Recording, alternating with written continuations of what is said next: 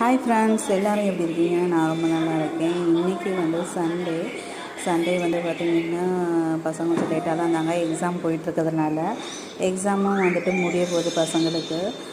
பசங்களுக்கும் கொஞ்சம் குஷியாக இருந்தது. ஒரு நாள் தான் இருக்குது இன்னும் எக்ஸாமுக்கு அப்படிங்கிறனால.